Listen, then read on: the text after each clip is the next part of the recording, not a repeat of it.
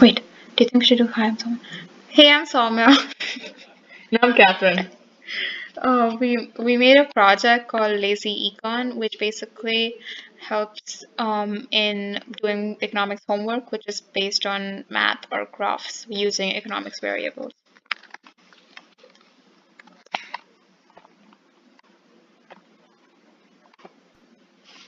We have a splash screen.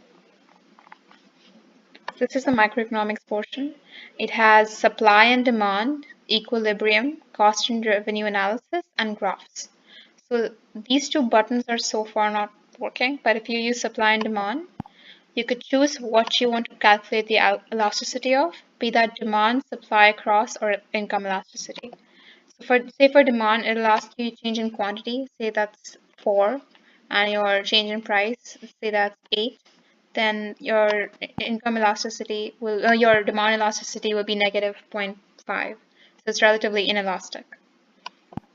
And if you choose to graph something, we have 4 options. You can either graph a demand or a supply curve or function, or you can graph both, or you can graph one demand curve or supply curve and shift it, or you can like graph both and shift both as well.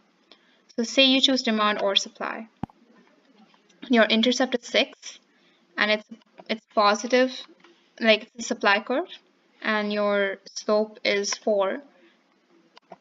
This will be your supply curve.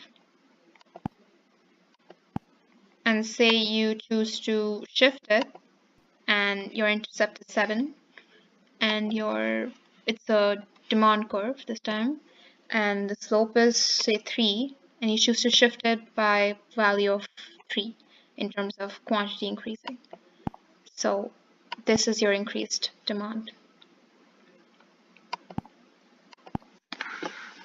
Alright, so now if we go into the macro section, there's 2 things that this app can calculate for you. It can do GDP or inflation and interest rate. So if we go into GDP, you can either choose to calculate GDP using the expenditure approach or the income approach.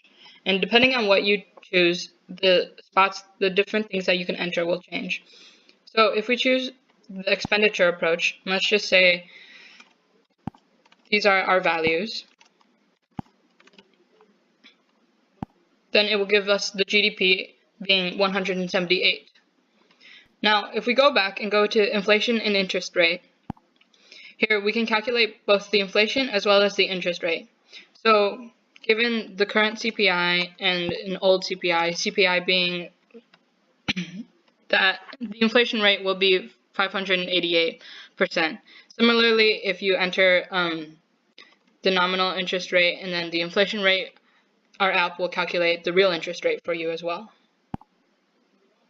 So in this example, the real interest rate is 11. Thank you for your time.